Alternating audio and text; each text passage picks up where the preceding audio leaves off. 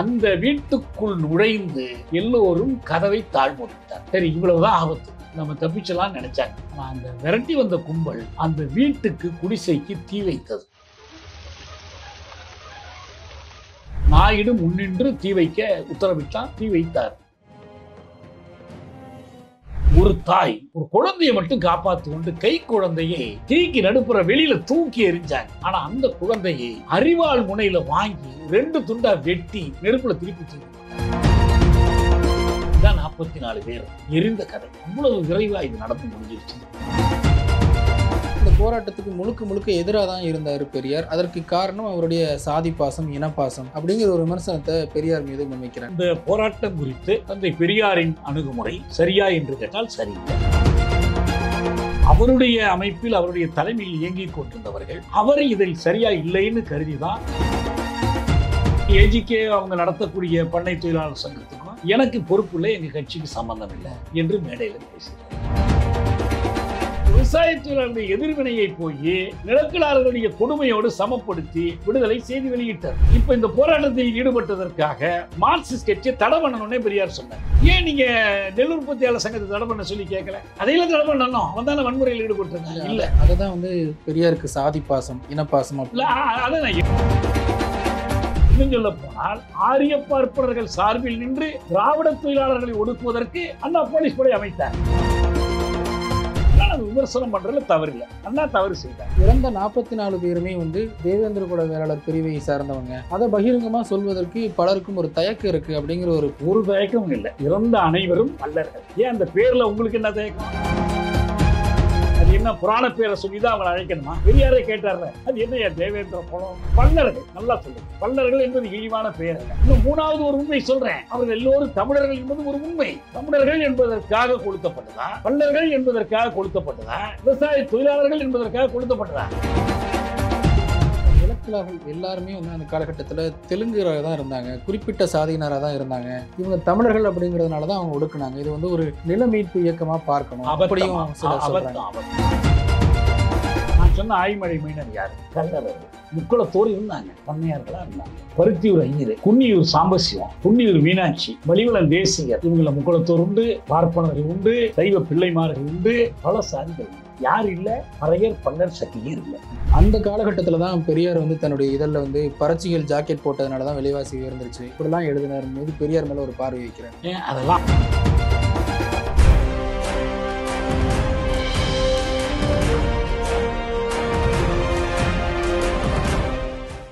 Globe 360 நேயர்களுக்கு அன்பு வணக்கம். இன்றைய சிறப்பு நேர்காணலில் தமிழ் தேசிய விடுதலை இயக்கத்தின் தோழர் தியாகு அவர்களை வரவேற்று நிகழ்ச்சிக்கு செல்லலாம்.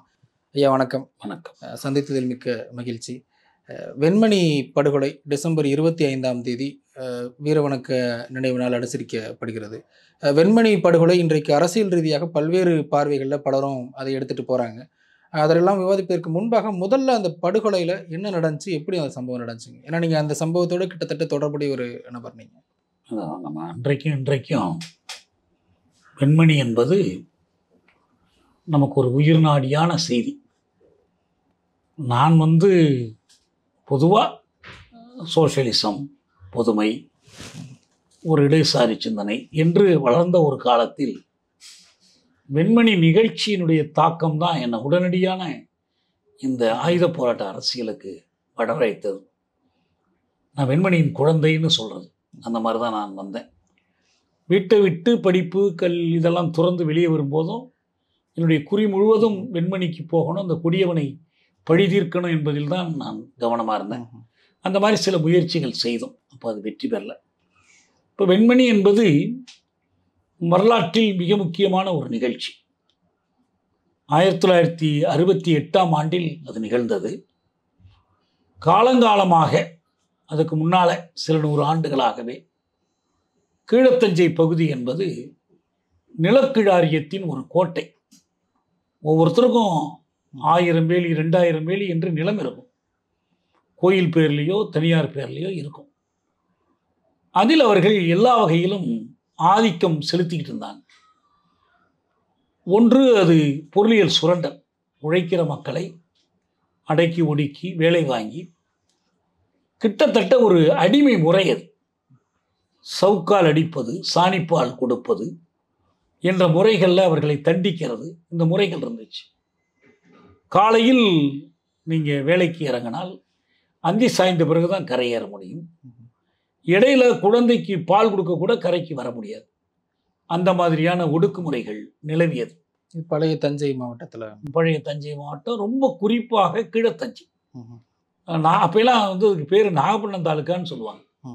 இப்போ அது நாகையே ஒரு மாவட்டம், திருவாரூர் ஒரு மாவட்டம், அப்படி பிரிஞ்சிடுச்சு. அப்போ எல்லாம் சேர்த்து நாகை தாலுக்காம்பாங்க. இந்த கீழத்தஞ்சையில் அவ்வளவு கொடுமைகள் நடந்துக்கிட்டு இருந்துச்சு. கர்நாடகத்திலிருந்து கம்யூனிஸ்ட் கட்சி அனுப்பி வைத்த தோழர் சீனிவாச ராவ் அந்த பகுதியில் வந்து முதலாக உழவர்களுக்கான சங்கம் அமைத்து பெரும் இடர்பாடுகளுக்கு இடையில் அந்த மக்களை திரட்டி அவர் போராடினார். பெரிய பண்ணைகளுக்கு ஒரு சவாலாக அந்த போராட்டம் வளர்ந்துச்சு. அப்படி வந்தது தான் விவசாய தொழிலாளர் சங்கம், விவசாய சங்கம், 2 பேரில் அது வந்துச்சு. உழவு தொழிலாளர்கள், உழவர்களுடைய சங்கங்கள். அது அந்த பகுதி மக்களை திரட்டியது. குறிப்பாக 67 தமிழ்நாட்டில் ஒரு ஆட்சி மாற்றம் வருது. காங்கிரஸ் முற்றாதிக்கம் ஒழிந்து அண்ணா தலைமையில் தமிழ்நாட்டில் ஒரு மாற்று அரசாங்கம் ஏற்படுது. அந்த தேர்தல் முயற்சியில் அண்ணாவுக்கு பக்கபலமாக இருந்த ஒரு கட்சி மார்க்சிஸ்ட் கம்யூனிஸ்ட் கட்சி. சிபிஐ தனித்து நின்றார்கள். ஆனால் மார்க்சிஸ்ட் கட்சி அந்த அணியில் இருந்துச்சு. அதுவும் குறிப்பாக இந்த கீழத்தஞ்சையில், நாகப்பட்டினம், திருவாரூர், நன்னிலம், இது போன்ற இந்த தொகுதிகள் எல்லாத்திலையும் மார்க்சிஸ்ட் கட்சி தான் போட்டியிட்டு வெற்றி பெற்றது. இப்போ இயல்பாகவே ஏற்கனவே இந்த செங்கொடி சங்கத்தில் சேர்ந்திருந்த அந்த விவசாயிகள், விவசாய தொழிலாளர்கள், அவர்களுக்கு ஒரு பெரிய நம்பிக்கை ஏற்பட்டுச்சு. இந்த புதிய ஆட்சி வந்துருச்சு, நம்ம தலைவர்களும் அதுக்கு ஆதரவு கொடுத்துருக்கிறார்கள், இதில் மாற்றம் வரப்போகுதுன்னு சொல்லிட்டு. ஆனால் அப்படி ஒரு மாற்றம் வரல. பார்க்க போனால் இந்த போராட்டங்களை அடக்குவதற்கான கிசான் போலீஸ் போன்ற படைகள், சிறப்பு போலீஸ் படைகளை உருவாக்கி ஊருக்கு நிறுத்தினாங்க.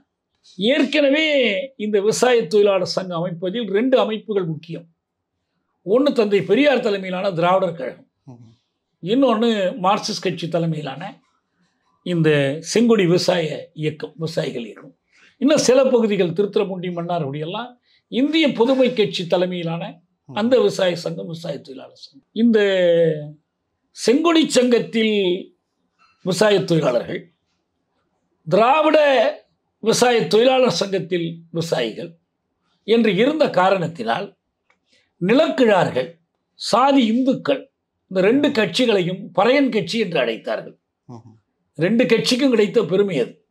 பறையன் கட்சிங்கிற பேர் அங்கே தான் உருவானிச்சு. பிற்காலத்தில் அவங்களுக்குள்ளேயே போட்டிகள் உருவானிச்சு, என் கட்சியா உங்க கட்சியான்னு. அப்போ இந்த போராட்டத்தினுடைய வளர்ச்சி போக்கில் இந்த போராட்டங்களை ஒடுக்குவதற்கு அரசு ஒரு பக்கம் போலீஸ் படையெல்லாம் அனுப்புது, ஏவுது. ஆனால் இவங்க அதுக்கு ஈடு கொடுத்து போராடுறாங்க. அப்போ நிலக்கிழார்கள் தங்களுக்கான ஒரு படையை உருவாக்குறாங்க. விவசாயிகள் சங்கம், விவசாய தொழிலாளர் சங்கத்துக்கு போட்டியாக நெல் உற்பத்தியாளர் சங்கம் என்று ஒரு சங்கத்தை தொடங்குறாங்க. அந்த சங்கத்தில் நிலக்கிழார்கள் இடம்பெறாங்க. சாதியை சொல்லி சாதி இந்துக்களை சேர்க்கிறாங்க. ஆனால் தலித்துகள், தாழ்த்தப்பட்ட மக்கள் செங்கொடி சங்கத்துக்கு கீழே இருக்கிறாங்க. அப்போ இவர்கள் மீது காலங்காலமாக இருந்து வந்த ஆதிக்கத்தை பயன்படுத்தி நீங்களும் இந்த சங்கத்தில் சேரணும் என்று வலியுறுத்துகிறாங்க. ஆனால் அவங்கள அப்படி பணிய வைக்க முடியலை. அந்த நேரத்தில் தான் அந்த நெல் உற்பத்தியாளர் சங்கத்துக்கு தலைவராக ஆய்மழை மைனர் தேர்ந்தெடுக்கப்படுறார். சிவாஜி கணேசன் அங்கு போய் விழா நடத்தி ஆய்மழை மைனருக்கு கார் பரிசு கொடுத்தார். ஆனால் ஆய்மழை மைனர்கிட்ட வந்து தீவிரமான முரட்டுத்தனமான செயல்பாடுகள் இல்லை என்று நிலக்கிழார்கள் கருதிய காரணத்தினால் அவருக்கு பதிலாக இருஞ்சூர் கோபாலகிருஷ்ண நாயுடுவை நெல் உற்பத்தியாளர் சங்க தலைவராக தேர்ந்தெடுக்கிறார். கோபாலகிருஷ்ண நாயுடைய மாமா தான் பக்கீர்சாமி நாயுடு. இந்த பக்கீர்சாமி நாயுடு தான் கோபாலகிருஷ்ண நாயுடுக்கு ஒரு பெரிய தூண்டுதல் என்று சொல்லுவாங்க. கோபாலகிருஷ்ண நாயுடுக்கு திருமணம் ஆகலை. ஆனால் அந்த பெண்களை கடத்திட்டு போகிறது, பாலியல் வன்கொடுமைகள் செய்யும், இந்த மாதிரி அக்கிரமங்கள் செய்வார். விவசாய தொழிலாளர்களை முரட்டுத்தனமாக அடக்கணும், வெட்டணும், சுடணும், கொளுத்தணும், இந்த கண்ணோட்டம் உள்ளவர். இதற்கு ஆள் திரட்டுவது. இந்த பின்னணியில் தான் அவங்க இந்த செங்கொடியை இறக்கி விட்டு வெள்ளை கொடி உயர்த்தலாம். வெள்ளை கொடி என்பது நெல் உற்பத்தியாளர் சங்க கொடி. இதை உயர்த்துவதாக இருந்தால் உங்கள் கூலி எங்களுக்கு ஒரு பிரச்சனையே இல்லை, நாங்கள் கூட கூட தர்றோம், ஆனால் சங்கம் கூடாது என்று கேட்டாங்க. அதுக்கு விவசாய தொழிலாளர்கள் மறுத்துட்டாங்க. அவர்களுக்கு அந்த போராட்டத்திற்கு மார்க்சிய கம்யூனிஸ்ட் கட்சி தலைமை ஏற்றது. தோழர் ஏஜிகே, தோழர் மீனாட்சி சுந்தரம் போன்ற தலைவர்கள் களத்தில் நின்று அவர்களுக்கு வழிகாட்டினாங்க. அந்த நிலையில்தான் இந்த தேவூர் பகுதியில் இருக்கக்கூடிய கீழவெண்மணியில் இந்த விவசாய தொழிலாளர் சங்கத்திற்கு தலைவராக இருந்த முத்துசாமி என்பவரை நிலக்கிழார்களின் ஆட்கள் கடத்தி கொண்டு போய் அடைச்சி வச்சுட்டாங்க. விவசாய தொழிலாளர்கள் கோபமுற்று போய் அந்த அடைச்சி வச்சிருந்த வீட்டில இருந்து அவரை மீட்டு கொண்டு வந்துட்டாங்க. இது அவனுக்கு மிகப்பெரிய ஆத்திரத்தை தூண்டுது.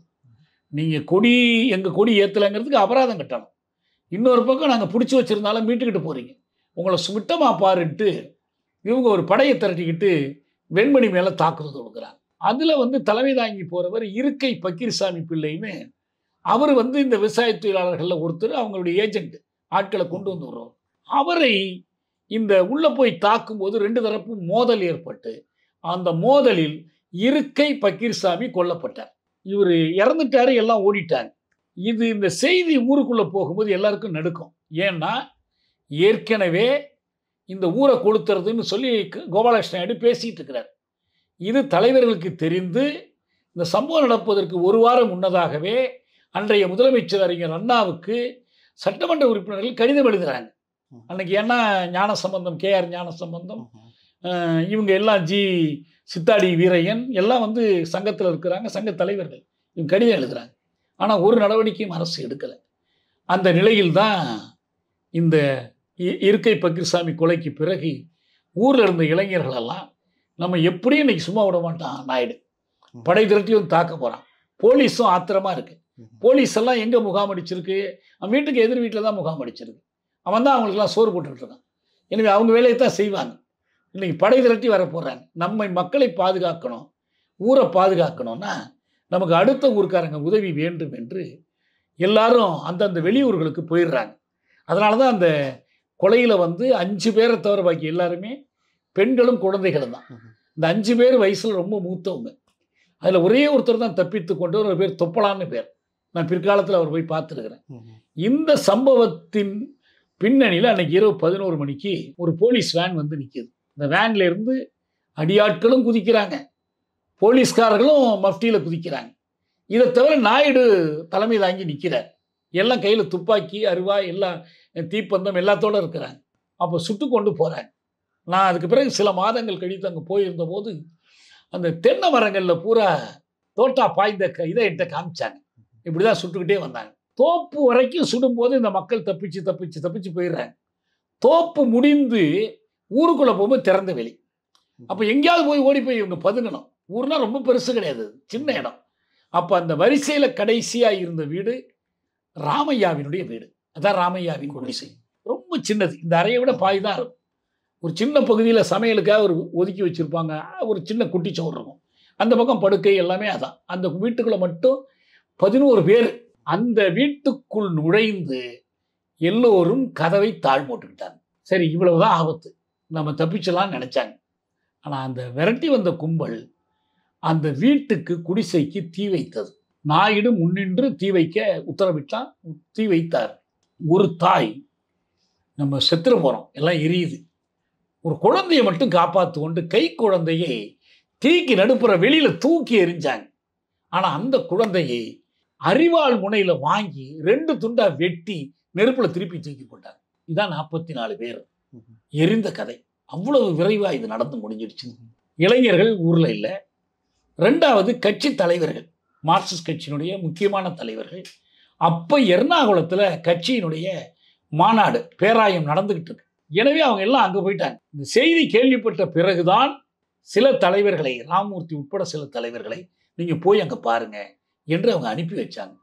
அப்படிதான் அதுக்கு பிறகு தான் அவங்கெல்லாம் வர்றாங்க. ஆனால் அந்த நேரத்தில் யாரும் இல்லை. தோழர் ஏஜிகே இவங்களுக்கெல்லாம் தலைமை தாங்கி நடத்தி கொண்டு வந்தோம். அப்போ அவர் கட்சியிலேருந்து இடைநீக்கம் பண்ணி வச்சிருக்கிறாங்க. 2வது அவர் மேலே ஒரு வழக்கில் நிபந்தனை பிணையில் அவர் சீர்காழி அந்த பக்கம் இருக்கிறார்.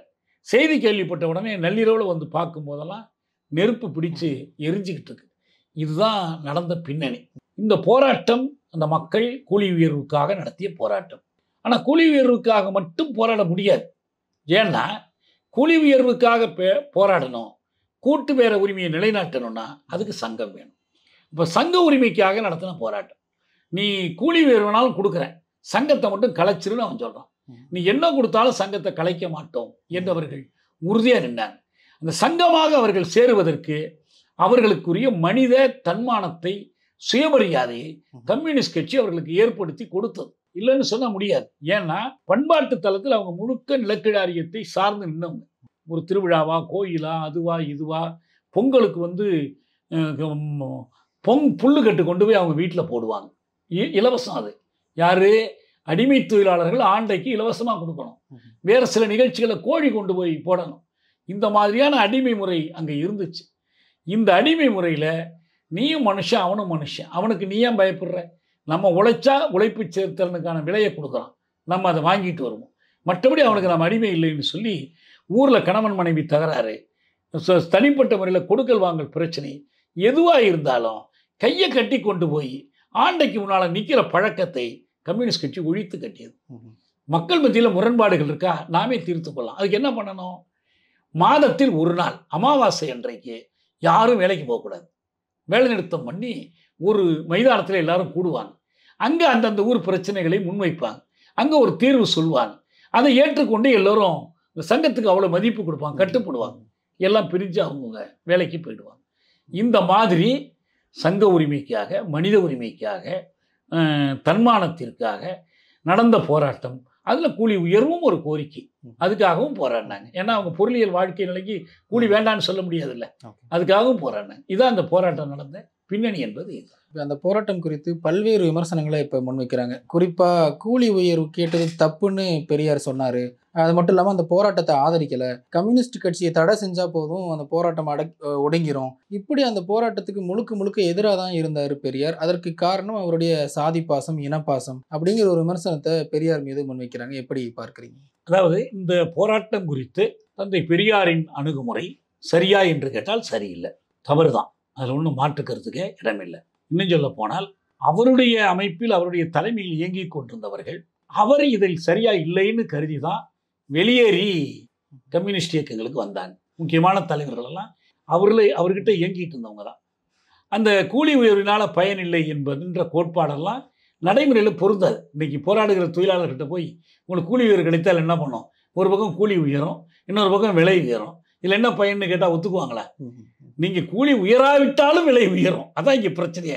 விலை உயர்வதற்கு ஏற்ப ஓரளவுக்காவது ஈடுகட்டணும்னா என்ன பண்ணணும்? கூலி வாழ்க்கை தரத்தை உயர்த்தி கொள்வதற்கே இல்லை, வாழ்க்கை தரத்தை பாதுகாத்துக் கொள்வதற்கே உயர்த்தணும். இப்போ பெரியார் கட்சியில் அரசு ஊழியர்கள் இருக்காங்க. அரசு ஊழியர் சம்பள உயர்வு கேட்டால் நீங்கள் சம்பள உயர்வு கேட்பதால் பயனில்லைன்னு சொல்ல முடியுமா? தப்பு. அது பொருளியல் கண்ணோட்டத்தில் தவறான பார்வை. இது ஒரு செய்தி. அதில் அவர் அந்த ஏன் வச்சாருங்கிற விளக்கத்துக்குள்ள நம்ம அப்புறம் போவோம். அது தவறான பார்வை. இரண்டாவதாக அவர் நாகப்பட்டினத்துக்கு ஒரு பொதுக்கூட்டத்துக்கு வர்றார். அப்போ எல்லாம் இங்கே போராட்டங்களில் திராவிட விவசாய தொழிலாளர் சங்கம் சார்பில் ஏஜிகே, பாட்ஷா போன்றவர்கள்லாம் நடத்திக்கிட்டு இருக்கிறாங்க. இந்த நிலக்கிழார்கள் பெரியாரை தேடி போய், ஐயா இந்த மாதிரி இந்த ஊரில் வன்முறையில் ஈடுபடுறாங்க, ரொம்ப அராஜகமாக இருக்குது, வேலைக்கு வர்ற ஆட்களை தடுக்கிறாங்க, இதெல்லாம் நீங்கள் கேட்கணும் கொள்ளணும் அப்படின்னு சொல்கிறாங்க. சரி, நான் அவர்கிட்ட இதை பற்றி விசாரிக்கிறேன் என்று சொன்னால் தவறில்லை. ஆனால் மேடையிலேயே அவர் என்ன பண்ணிடுறாருன்னா, இந்த மாதிரியான இங்கே சில பேர் செய்கிறாங்க, ஏஜி கஸ்தூரங்கன் போன்றவர்கள், அதுக்கு எனக்கு எந்த சம்மந்தமும் இல்லை என்று மேடையில் பேசுகிறார். பண்ணையார் எதிர்ப்பு இயக்கத்துக்கும் ஏஜிகே அவங்க நடத்தக்கூடிய பண்ணை தொழிலாளர் சங்கத்துக்கும் எனக்கு பொறுப்பு இல்லை, எங்கள் கட்சிக்கு சம்மந்தம் இல்லை, நான் அதை ஏற்றுக்கொள்ளலைன்னு சொல்லிடுறார். இவங்க போய் அவரை பார்த்தாங்க. ஐயா நீங்கள் ஏதாவது குற்றம்னா எங்களை கூப்பிட்டு பேசியிருக்கலாம், நாங்கள் உங்களோட விவாதிக்க தயாராக இருக்கிறோம், நீங்கள் எப்படி அதை ஒரு பொது மேடையில் அறிவிச்சுக்கிறீங்க? அறிவித்தா எங்களுடைய போராட்டத்தை பற்றி மக்கள் எப்படி மதிப்பாங்க?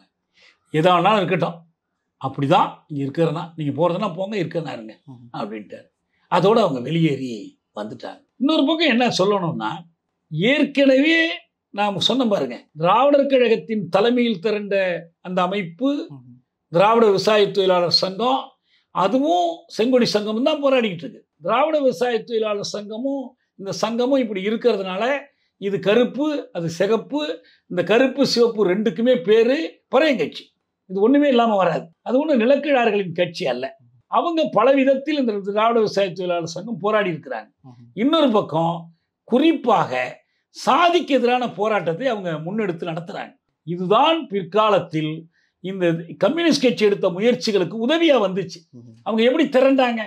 அவங்களை திரட்டினவங்க யாரு? பெரியாரியத்தில் பயிற்சி பெற்றவர்கள் தான் கம்யூனிஸ்ட் கட்சிக்கு போய் இவங்களை திரட்டினாங்க.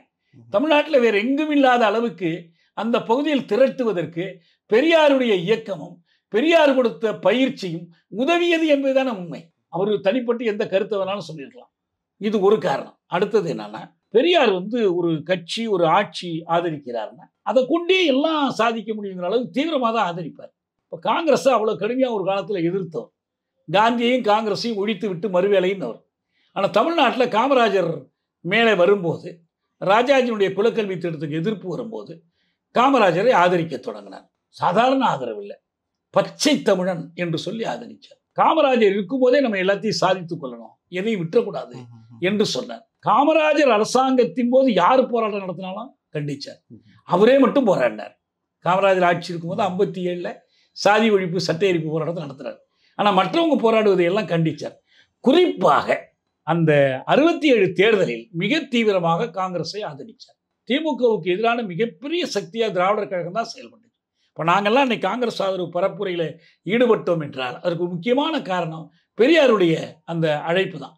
ஆனால் தேர்தல் முடிந்த உடனே அண்ணாவும் மற்ற மந்திரிகளும் போய் அவரை சந்திச்சாங்க திருச்சி பெரியார் மாளிகையில். ஐயா, இந்த ஆட்சியே உங்களுக்கு அளிக்கப்பட்ட குடைதான் நாங்கள், அவரு இதை கொண்டு என்ன செய்ய முடியும், அவருக்கு என்ன ஆதாயம் வந்திருக்கு, இதை கொண்டு மக்களை என்று அவர்களை தீவிரமாக ஆதரிக்க ஆரம்பிச்சிட்டார்.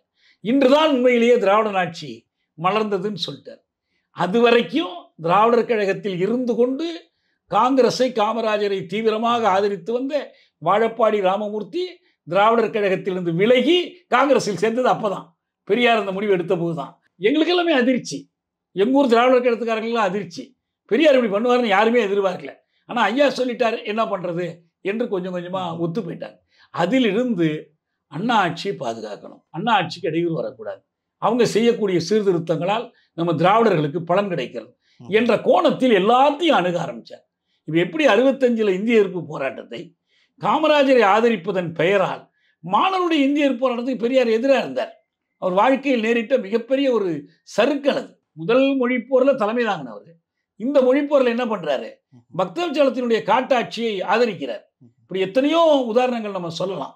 இந்திய எதிர்ப்பு போராட்டத்துக்கு வரக்கூடிய மாணவர்கள் மக்களுக்கு எதிராக பெட்ரோல் ஏந்துங்கள், கத்தி சட்டத்துக்கு உட்பட்ட கத்தி வைத்துக் கொள்ளுங்கள் என்றெல்லாம் பிரச்சாரம் பண்றாரு. ஆனால் முதல் இந்திய எதிர்ப்பு போராட்டத்துக்கு கியாபே விஸ்வநாதன் தான் தலைமை தாங்கினாங்க. கியாபே விஸ்வநாதன் தலைமை தாங்கி என்ன பண்ணாரு, பட்டுக்கோட்டை அழகிரி யாரு, நடைபயணம் வந்தது யாரு, பட்டுக்கோட்டையிலிருந்து கியாபே விஸ்வநாதன் அந்த போராட்டத்தில் ஈடுபட்ட தலைவர்களில் ஒருத்தர், முன்முயற்சி எடுத்த தமிழறிஞர்களில் ஒருத்தர். அவரை நம்ம குறைச்சி மதிப்பிட வேண்டாம், அவரையும் பெரியாரையும் போட்டிக்கு நிறுத்த வேண்டாம். ஆனால் அவங்க எல்லாரும் எந்த இயக்கத்தோடையும் இல்லை, அவங்களாம் அறிஞர்கள்.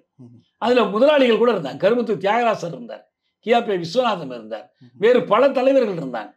ஆனால் பெரியார் தான் சுயமரியாதை இயக்கம் என்ற ஒரு இயக்கத்தை வைத்திருந்தார், குடியரசு என்ற ஏட்டை வைத்திருந்தார். அவர்தான் தமிழ் மக்களை திரட்டினார். அவருடைய கட்டளைப்படிதான் பட்டுக்கோட்டை அழகிரி நடைப்பயணம் மேற்கொண்டார். சென்னை கடற்கரையில் மறைமலை அடிகள் சோமசுந்தர பாரதியாரோடு சேர்ந்து பெரியார் நடத்திய மாநாட்டில் தான் தமிழ்நாடு தமிழருக்கு என்ற முழக்கம் தரப்பட்டது. பெரியார் தான் அந்த போராட்டத்தில் சிறைக்கு போய் சிறையில் அடைபட்டு கிடந்தார். இவங்க யாரும் இல்லை. அதனால நம்ம போயிட்டு பெரியார் அதை செய்யலாம் சொல்ல வேணாம், வேற ஒருத்தர் தலைமை தாங்கினாங்க என்பதெல்லாம் தப்பு. அது இந்த வெண்மணி படுகொலை இந்த 44 பேர் இறந்ததுக்கு அடுத்த நாள் தன்னுடைய இதழில் பெரியார் கண்டன அறிக்கை வெளியிடுறாரு. ஆனால் அதில் ஒரு இடத்துல கூட நான் சொல்ல வரேன், கேளுங்க, சொல்ல முழுசா அதான் சொல்லிட்டு வரேன். இந்த காரணத்தினால இந்த சம்பவத்தை பெரியார் எப்படி பார்த்தாருன்னா, அண்ணா ஆட்சிக்கு இடையூறு, திராவிட ஆட்சிக்கு தொந்தரவு, இதெல்லாம் கலவரம் கலாட்டா. பொதுவாக பெரியாரும் சரி அம்பேத்கரும் சரி வன்முறை கிளர்ச்சிகளை அவங்க எப்பயுமே அங்கீகரிக்கிறது இல்லை. எல்லாம் காந்தியை மட்டும்தான் சொல்லுவாங்க.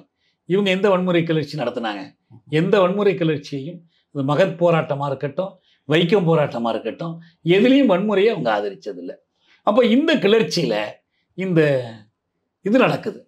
44 பேர் உயிரோடு எரிக்கப்படுறாங்க, தீ வைத்து எரிக்கப்படுறாங்க. அதுக்கு முன்னால் பல இடத்துல சிக்கல் பக்கிரி வெட்டி கொல்லப்பட்டார், பூந்தாளங்குடி பக்கிரி சுட்டு கொல்லப்பட்டார், பல மோதல்கள், நிறைய வன்முறைகள். ஆனால் இந்த வன்முறைகள் எதனால் வந்துச்சு, நிலக்கிழார்களால் சுமத்தப்பட்ட வன்முறைகள். நிலக்கிழார்கள் மக்களுக்கு எதிராக, விவசாய தொழிலாளர்கள், பண்ணை தொழிலாளர்களுக்கு, பொதுவுடைமை இயக்க ஊழியர்களுக்கு எதிராக அவங்க தான் வன்முறைகளை சுமத்தினாங்க.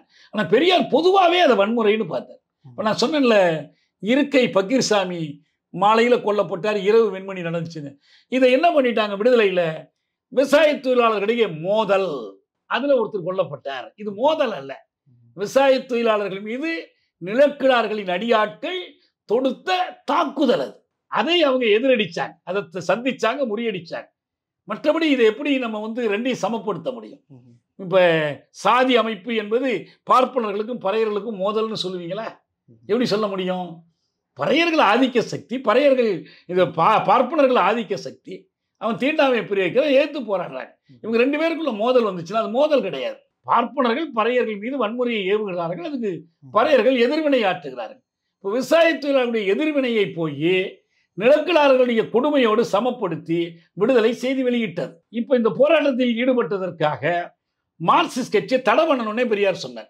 ஏன் நீங்க நெல் உற்பத்தியாளர் சங்கத்தை தடை பண்ண சொல்லி கேட்கல? அதையெல்லாம் தடை பண்ணணும், அவன் தானே வன்முறையில் ஈடுபட்டிருக்கான். இல்ல, அதுதான் பெரியாருக்கு சாதி பாசம், இனப்பாசம் அதை நான் ஏற்றுக்கொள்ள. ஏன்னா அதுக்கு எந்த ஆதாரமும் இல்லை. பெரியார் சாதி கண்ணோட்டத்திலோ இனப்பாசம்னு சொல்றாங்கல்ல, அவர் நாயுடு, அந்த பெரியார்கிட்ட அந்த பார்வை இல்லவே இல்லை, அதுக்கு வாய்ப்பே இல்லை. ஏன்னா அவருக்கு இந்த சம்பவத்துக்கு முன்னால அவர் தலைமையில் இருக்கிற தொழிலாளர்கள்லாம் இங்கே தான் நிற்கிறாங்க, மக்களோடு தான் நிற்கிறாங்க. இன்னைக்கு வரைக்கும் அந்த பகுதியில் திராவிடர் கழகத்துக்கு செல்வாக்கு உண்டு. இதே ஏஜிக்கே சிறையிலிருந்து வெளியில் போய் தமிழ்நாடு அளவில் திராவிட விவசாய தொழிலாளர் சங்கத்தின் தலைவராக இருந்து அதே பகுதியில் செயல்பட்டார். அதனால வேண்டி அவர் பெரியார் சாதி பாசத்தோடு செயல்பட்டார் என்பது அவதூறு, கொச்சையான பார்வை. அதை நம்ம அடியோடு நிராகரிக்கிறோம். அவருக்கு ஏற்பட்டது ஒன்று ஆட்சிக்கு தொல்லைங்கிற பார்வை, இந்த போராட்டத்தை வன்முறை காலித்தனம் என்று அவர் பார்த்த பார்வை, அதுக்கு மேலே தடை பண்ண சொன்னது. ஒன்று நான் என்ன கேட்குறேன்னா, பெரியார் உண்மையிலேயே ஒரு தீவிரமான அக்கறையோடு இந்த விமர்சனங்களை வைத்திருப்பாரானால் அவர் என்ன பண்ணியிருக்கணும்? அடுத்து அவர் வாழ்ந்த காலம் முழுவதும் தடை செய்ய சொல்லி போராடி இருக்கணும்ல. ஏன் போராடல? ஒரு அறிக்கை விட்டார், சொன்னார் உண்மை. செம்பனார் கோயிலில் போய் பொதுக்கூட்டத்தில் பேசினார், அதில் சம்பந்தம் இல்லாத விஷயங்கள்லாம் பேசினார், இதை மட்டும்னு பேசலை. காந்தி சத்தியாகிரகம் பண்ண ஆரம்பித்தார், அதிலிருந்து மக்களிடம் காலித்தனம் வளர்ந்து விட்டது, எங்கே போய் பேசினார்? வெண்மணி பற்றிய கூட்டத்தில் போய் பேசுகிறார், சன்னா அப்படின்னான்னு பேசுகிறார். அடுத்து கொஞ்ச காலம் அவர் உடல்நலம் குன்றிருந்தார், மருத்துவமனைக்கு போயிட்டார், என்னென்னமோ சொல்கிறாங்க. மொத்தத்தில் நான் சொல்கிறேன், பெரியார் வெண்மணி குறித்து எடுத்த நிலைப்பாடு திறனாய்வுக்குரியது, குற்றாய்வுக்குரியது. அதை நாம் அப்படியே ஏற்றுக்கொள்ளவில்லை. மொத்தத்தில் பெரியார் தன்னுடைய இயக்கத்தின் வழியாக சாதி ஒழிப்புக்காக ஆற்றி இருக்கக்கூடிய பங்கை இதனால் நாம் கொச்சைப்படுத்திவிடக்கூடாது, குறுக்கி பார்க்கவும் கூடாது. அது ஒரு பக்கம், இது ஒரு பக்கம், இது ஒரு பிறழ்வு. இந்த பிறழ்வை நாம் கண்டிப்போம், குறை சொல்வோம். இந்த பிறழ்வை மன்னித்து பெரியாரை இதுக்காகவும் போற்றணும் என்ற தேவை நமக்கு இல்லை. ஆனால் மொத்தத்தில் பெரியார் என்ற பார்வை, பெரியார் கொள்கை, பெரியார் இயக்கம் என்பது தனி. அந்த அடிப்படையில் பார்த்தால் அவர் இதற்கெல்லாம் எதிரானவர். அதே போல பேரறிஞர் அண்ணா அவர்கள் சட்டசபையில் வெண்மணி படுகொலை குறித்து பேச முயன்ற சத்தியவாணி முத்து அம்மையார் அவர்களை அதை பற்றிலாம் பேசாதீங்கன்னு தடுத்தாரு அப்படிங்கிற ஒரு செய்தியும் உலாவுறது. அது எந்த அளவுக்கு? அதெல்லாம் எனக்கு உண்மையானு தெரியல. அப்படி தடுக்கிறதுக்கு வேறு காரணங்கள் இருக்கலாம். ஏன்னா ஒரு அரசு ஒரு முக்கியமான சம்பவம் நடந்துருச்சு, ஒரு அமைச்சர் பேசி இது பண்ண வேண்டாம், தானே முதலமைச்சர் பேசணும். ஒன்று நான் தெளிவாக சொல்கிறேன், அண்ணா தெரிந்தே இப்படி நடக்கும் போது தெரிந்தே நடக்கட்டும் என்று காத்திருந்தார் என்று சொன்னால் அது அண்ணாவை பற்றி அவதூறு, அதுக்கெல்லாம் வாய்ப்பே இல்லை. ஆனால் ஒரு அரசின் முதலமைச்சர் அந்த அரசின் கீழ் நடக்கக்கூடிய இந்த கொடுமைக்கு அறப்பொறுப்பு ஏற்கணுமா? ஏற்க வேண்டும். எனவே அண்ணாவின் மீது அந்த பொறுப்பை சுமத்துவதில் தவறில்லை. இப்போ இதே காமராஜர் ஆட்சியில் நடந்திருந்தா அண்ணா காமராஜரை குறை சொல்லாமல் விடுவார? விட மாட்டார்ல. அதே தானே இங்கே. அண்ணா முதல் கட்டத்தில் என்ன பண்ணார்? உடனே நீதி விசாரணை என்று அறிவித்தார். பீராமூர்த்தி சொன்னார், குற்றம் நடந்திருக்குது, குற்றவாளி யாருன்னு தெரியுது, அப்போ வழக்கு போட்டு உள்ள தள்ளுறதுமா, நீதி விசாரணை எதுக்கு நடத்தணும்? என்ன சந்தேகம் உங்களுக்கு? சொன்ன உடனே அண்ணா அந்த முடிவை மாற்றிக்கிட்டு உடனடியாக கைது செய்து வழக்கு போடுவதற்கு உத்தரவு போட்டார். அந்த வழக்கை தொடர்ந்து நடத்தினாங்க. ஆனால் நீதிமன்றங்கள் எந்த பக்கம் நிற்கிது, மொத்தத்தில் காவல்துறை எந்த பக்கம் நிற்கிது, எல்லாத்துக்கும் அண்ணா பொறுப்பாக முடியாது. ஆனால் அண்ணா இந்த விவசாய தொழிலாளர் போராட்டங்கள் பற்றி அரசுக்கென்று ஒரு கொள்கை வகுத்து அந்த கொள்கையில் ஒரு பகுதியாக காவல்துறை இந்த போராட்டங்களில் தலையிடக்கூடாது, வன்முறை ஈடுபட்டால் மட்டும்தான் தலையிடணும், விவசாயத்துறையை ஒடுக்குவதற்கு காவல்துறையை பயன்படுத்த மாட்டேன் என்று நிலைப்பாடு எடுத்திருக்க வேண்டும். எடுத்திருந்தால் சரி. அன்று முதல் இன்று வரை திமுக அரசு எந்த அரசும் அந்த நிலைப்பாடு எடுத்தது இல்லை. 57 கேரளத்தில் இஎம்எஸ் முதலமைச்சர் ஆன பிறகு ஒரு போலீஸ் கொள்கை அறிவிக்கப்பட்டது. 67 ஜோதிபாசு உள்துறை அமைச்சராக மேற்கு வங்கத்தில் பொறுப்பேற்கும் போது அவர் ஒரு போலீஸ் கொள்கை அறிவித்தார். அந்த கொள்கை என்னன்னா, தொழிலாளர் போராட்டங்களில் காவல்துறை தலையிடாது, நீங்க குறிப்பிட்ட வன்முறைனா அதுக்கு கைது பண்ணும், வழக்கு போடும். ஆனா ஸ்ட்ரைக்கை உடைக்கிறதுக்காக தொழிலாளர்களை, போராடுகிற தொழிலாளர்களை கலைப்பதற்கு போலீஸை பயன்படுத்துவது இல்லை என்று நிலைப்பாடு எடுத்தார். இஎம்எஸ் கேரளாவில் எடுத்தார். இந்த இடுக்கி மின் திட்ட தொழிலாளர்கள் போராட்டத்தின் போது போலீஸை அனுப்ப சொல்லி நேரு அங்கிருந்து கேட்டார். இஎம்எஸ் மறுத்துட்டார். அப்போ மத்திய போலீஸை, சென்ட்ரல் இண்டஸ்ட்ரியல் செக்யூரிட்டி ஃபோர்ஸை தான் அங்கே அனுப்புனாங்க. இந்த மாதிரி திமுக அரசு ஒரு நிலைப்பாடு எடுத்திருக்கா? இல்லை. சாம்சங் வரைக்கும் பார்க்குறோம். போலீஸை தொழிலாளர்களுக்கு எதிராக பயன்படுத்துவதை தான் இயல்பான கொள்கையாக, அறிவிக்கப்படாத ஒரு கொள்கையாக திமுக அண்ணா காலத்திலிருந்து மு.க. ஸ்டாலின் காலம் வரை பின்பற்றுகிறது. இவங்க இந்த படிப்பினையை ஏற்றுக்கொள்ளவே இல்லை. ஒரு கிசான் போலீஸ்னு சிறப்பு போலீஸ் படை அமைக்கிறாங்க. எதுக்கு? நிலக்கிழார்களை ஒடுக்கி பணிய வைக்கிறதுக்காக இல்லை. நிலக்கிழார்கள் சார்பில் நின்று விவசாய தொழிலாளர்களை ஒடுக்குவதற்கு. இன்னும் சொல்ல போனால் ஆரிய பார்ப்பனர்கள் சார்பில் நின்று திராவிட தொழிலாளர்களை ஒடுக்குவதற்கு அண்ணா போலீஸ் படை அமைத்தார். உண்மைதானே? அதனால அந்த விமர்சனம் பண்றதுல தவறில்லை. அண்ணா தவறு செய்தார். அதே போல இன்னொரு பார்வையை முன்வைக்கிறாங்க. இது வந்து ஒரு கூலி உயர்வு போராட்டம், வர்க்க போராட்டம், கம்யூனிஸ்டுகளுடைய போராட்டம், தலித்துகள், தாழ்த்தப்பட்டவர்கள் அப்படின்னு சொல்லி ஒடுக்குறாங்க. ஆனால் இறந்த 44 பேருமே வந்து தேவேந்திர குல வேளாளர் பிரிவை சார்ந்தவங்க. அதை பகிரங்கமாக சொல்வதற்கு பலருக்கும் ஒரு தயக்கம் இருக்குது அப்படிங்கிற ஒரு பார்வையை முன்வைக்கிறாங்க. அதில் எந்த அளவுக்கு உண்மை இருக்கு? ஒரு தயக்கமும் இல்லை. இறந்த அனைவரும் தேவேந்திர குல உள்ள வேளாளர்கள் அல்ல, பல்லர்கள். ஏன் அந்த பேரில் உங்களுக்கு என்ன தயக்கம்? அது என்ன புராண பேரை சொல்லி தான் அவங்களை அழைக்கணுமா? பெரியாரே கேட்டார்ல, அது என்னையா தேவேந்திர குலம்னு? பல்லர்கள். நல்லா சொல்லுங்க. பல்லர்கள் என்பது இழிவான பெயர் அல்ல. பள்ளம்னா என்னங்க? இந்த நன்சை பாசனம் எங்க நடக்கும்? தண்ணியை தேக்கி தான் நடக்கும். பள்ளம் இருந்தால்தான் நெல் விவசாயம் செய்ய முடியும். நெல் விவசாயம் செய்கிறவர்களுக்கு பேர் பல்லர்கள். அது இழிவான பேர் அல்ல. இது ஏன் சத்திரிய குல வேளாளர், அப்புறம் சத்திரிய குல வண்டியர், தேவேந்திர குல வேளாளர், இதெல்லாம் பார்ப்பனர்களுக்கு அவங்களை அடிமைகளாக்கக்கூடிய பெயர்கள். இதையும் சொல்றீங்கிறேன். நம்ம நல்லா சொல்லுவோம். 44 பேரும் பல்லர்கள். கொல்லப்பட்ட அத்தனை பேரும் பல்லர்கள். அவங்க ஒடுக்கப்பட்டவர்கள். அவங்க எல்லாம் பறையர்கள் இல்லை. இல்லைங்கிறது தற்செயல் தான். இன்னொரு ஊரா இருந்திருந்தா என்ன இருந்திருப்பாங்க. இதுல ஒரு பகுதி பறையர்கள், ஒரு பகுதி பல்லர்களா இருந்திருக்க வாய்ப்பு உண்டா? இருண்டு. வீட்டை கொளுத்தின போது யாரெல்லாம் பல்லர், நீ எல்லாம் உள்ள போ, பறையெல்லாம் வெளியவான்னு கூப்பிட்டாரா? இல்ல. அவங்களுக்குள்ள யாராவது ஒரு தேவரோ கல்லரோ இருந்திருந்தா அவங்கள விட்டுட்டு கொளுத்திருப்பான்னு அர்த்தமா? இல்ல. இது எதை காட்டுதுன்னா, அந்த பகுதியினுடைய சாதி அமைப்பை காட்டுது. எந்த ஊரும் ஒன்னா இல்லை. ஒவ்வொரு ஊர்லயும் சேரி தனி, தெரு தனி, அக்ரகார தெரு தனி, குடியானவர் தெரு தனி. இதான் நிலைமை. அந்த நிலைமையில் இந்த சேரியில் வாழ்ந்த மக்கள் அத்தனை பேரும் பல்லர்களாக இருந்தார்கள். இன்னொரு ஊரா இருந்திருந்தா பறையர்களா கூட இருந்திருக்கலாம். இன்னொரு ஊரா இருந்தா சக்கிலியர்களா கூட இருந்திருக்கலாம். நான் பாளையூர்ல வேலை செஞ்சிருக்கிறேன். இந்த பிரேமதேய கிராமங்கள்ல அது ஒரு கிராமம். அது ராஜராஜ சோழன் கொடுத்தான் பாருங்க நிலம் எடுத்து பார்ப்பனர்களுக்கு, சத்துர்வேதி மங்கலம், பிரம்மதேயம்னு. அந்த மாதிரி ஒரு ஊர் அது. அந்த ஊர்ல 4 சேரி உண்டுங்க. பள்ளச்சேரி, பறச்சேரி, சக்கிலியச்சேரி, பள்ளிச்சேரி, படையாட்சிகள் இருக்கிற சேரி. அதுவும் சேரி தான். 4 சேரிகள் உண்டு. இப்போ இந்த ஒரு சேரிக்குள்ள பூந்து கொளுத்திருந்தா அந்த சேரியில் இருக்கிற மக்கள் அவங்க தான் செத்துருப்பாங்க. பள்ளிச்சேரியா இருந்தால் படையாட்சிகள் செத்துருப்பாங்க. சக்கிலிய சேரியா இருந்தால் சக்கிலியர்கள் செத்துருப்பாங்க. இந்த சேரி பள்ளச்சேரி, எனவே பல்லர்கள் செத்தாங்க. இதுல என்ன தயக்கம் இருக்கு? ஆனால் அவர்கள் விவசாய தொழிலாளர்கள் என்ற வர்க்க நிலை ஒரு உண்மை. சாதியால் பல்லர்கள் என்பது இன்னொரு உண்மை. ரெண்டும் ஒன்றுக்கொன்று முரணல்ல. இன்னும் 3வது ஒரு உண்மை சொல்றேன். அவர்கள் எல்லோரும் தமிழர்கள் என்பது ஒரு உண்மை. தமிழர்கள் என்பதற்காக கொளுத்தப்பட்டதா? பல்லர்கள் என்பதற்காக கொளுத்தப்பட்டதா? விவசாய தொழிலாளர்கள் என்பதற்காக கொளுத்தப்பட்டதா? சங்கம் அமைத்தது விவசாய தொழிலாளர் சங்கம். அவங்க பல்லர் சங்கம் அமைக்கல. யாராவது அங்க போய் தேவேந்திர குல வேளாளர் சங்கம் அமைச்சாங்களா? யாராவது சாதி சங்கம் அமைச்சாங்களா? யாராவது தமிழ் அமைப்பு அங்க போய் அவங்களை திரட்டி உருவாக்குனாங்களா? உருவாக்கியிருந்தா ஒன்றும் தடை இல்லை. செஞ்சாங்களா? இல்லை. அவங்களுக்கு ஒரே ஒரு அடையாளம் தான் இருந்துச்சு. அப்ப விவசாய தொழிலாளர் சங்கம்.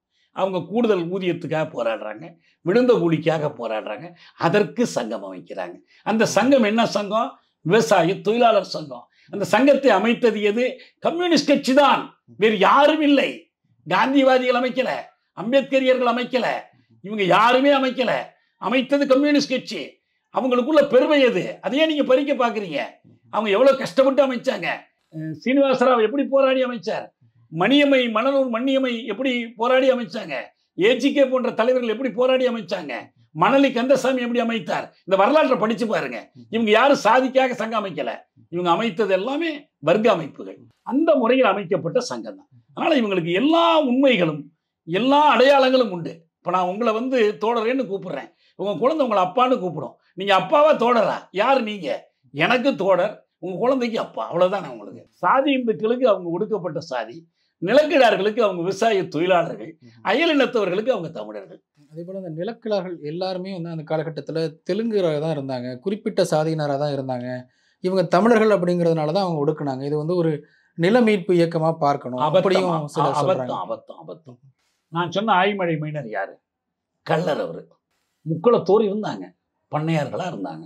பருத்தியூர் ஐயர், பக்கத்தில் இருக்குது குன்னியூர் சாம்பசிவம், குன்னியூர் மீனாட்சி, வலிவலம் தேசிகர்.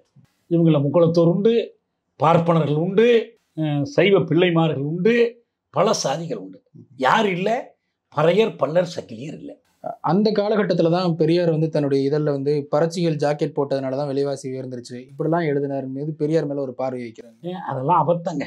பதில் சொல்லவே பொருத்தமில்லாத வாதங்கள். பெரியார் சாதி ஒழிப்புக்கு போராடினவர், பெண்ணடிமைத்தனத்துக்கு எதிராக போராடினவர். இந்த காலத்திய எந்த பெண்ணியரை காட்டிலும் அவர் மிக தீவிரமான பெண்ணியராக விளங்கினவர். அதெல்லாம் மாற்று கருத்தே இல்லை.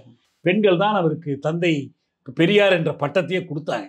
அதெல்லாம் யாரும் என்னைக்கும் குறை சொல்ல முடியாது. ஒரு வாத பிரதிவாதத்தில் ஒரு கருத்தை சொல்லுகிற முறை அவருக்கு எல்லா உரிமையும் உண்டு. தெப்பக்குளத்தில், திருவாரூரில் தெப்பக்குளத்தில் தெப்பம் போய்கிட்டு இருக்கோம்.